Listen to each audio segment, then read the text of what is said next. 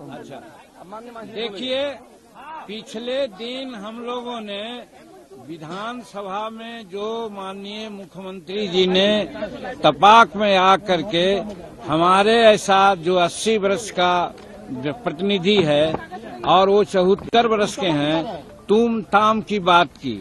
वो 67-68 में किसी तरह डिग्री प्राप्त किया है। जीतन मांझी 66 में डिग्री प्राप्त किया है। वो 74 वर्ष के हैं, हम 80 वर्ष के हैं। 1980 में हम विधायक रहे और वो 1985 में आए। उनको तुम ताम करना नहीं चाहिए था, इस बात की चर्चा किया।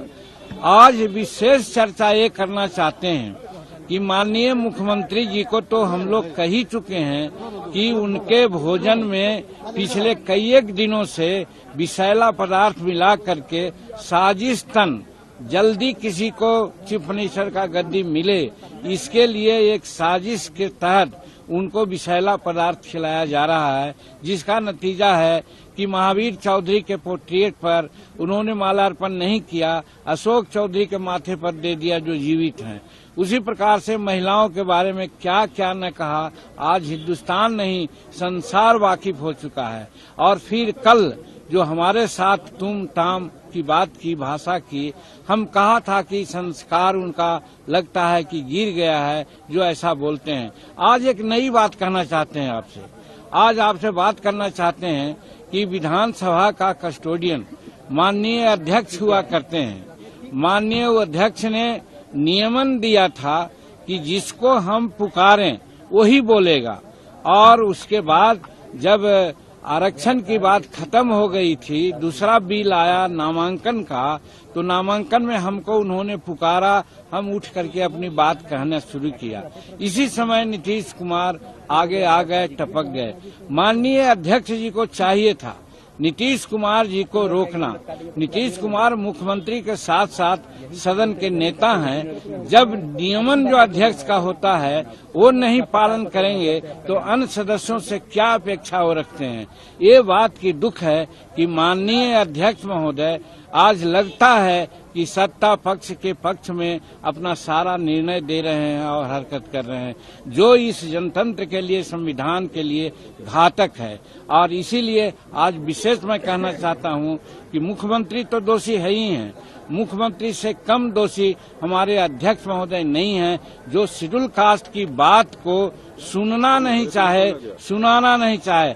हम क्या कह रहे थे, वो लोग कहना चाहते हैं कि आरक्षण का बिल का हम लोग विरोध करते हैं। कतई नहीं, हमारे एनडीए के साथी लोग बढ़ चढ़ करके ये कहा कि हम समर्थन नहीं बल्कि सर्वसम्मति से इसको पारित किया जाए, और बाद में उन्होंने घोषणा की। तो जहां तक आरक्षण का सवाल था उस पर कोई टीका टिप्पणी नहीं थी। हम सिर्फ यही कह रहे थे आरक्षण का क्वांटम आप बढ़ा दीजिए। लेकिन डॉक्टर अंबेडकर साहब ने कहा था जब संविधान में आरक्षण की बात आई थी तो कि 10 वर्षों के बाद उसकी समीक्षा हो। हम नीतीश कुमार से यही जानना चाहा, आप कम से कम 15-18 वर्ष में और 15 वर्ष पहले आपके बड़े भाई ने जो शासन किया, कितने दलितों को उन्होंने आरक्षण दिया है, कितना बैकलॉग है, इसके बारे में कुछ सोचा महोदय? तो उसी प्रकार से ये 20% न कर दें, आप 25% कर दें, उससे कोई फायदा नहीं है। हम उदाहरण साइट किया कि 1971 से यहाँ पर रोस्टर नियम लागू है। रोस्टर का मतलब होता है कि 16% तक शेड्यूल कास्ट के नौकरियों में आरक्षण दिया जाएगा। आज जानते हैं दुख कहते हुए हो रहा है। हम तो समझते हैं कि सत्ता पक्ष के लोगों को शर्म आनी चाहिए कि आज 73-74 वर्ष संविधान लागू हुए हो गया और जो रोस्टर लागू की बात आती है तो उधर 71 में हुआ तो कहने का मतलब है कि 29 वर्ष उधर हुआ और 23 वर्ष इधर हुआ, तो कम से कम 40-50 वर्षों का अवधि में कितना प्रतिनिधित्व है? प्रतिनिधित्व है 3.7। आप जोड़िए 16% प्रतिनिधित्व देने में कितना साल लगेगा? यही हम उनको कहना चाह रहे थे कि माननीय मुख्यमंत्री जी आप इसकी समीक्षा कीजिए। याद है हमको 1955-56 के आसपास में मुंगेरी लाल जी के अध्यक्षता में शेड्यूल कास्ट और शेड्यूल ट्राइब्स के आरक्षण को तजवीज करने के लिए आयोग बना था। उस समय कहा गया था कि 7% आरक्षण मात्र मिला है और बाकी बैकलॉग है।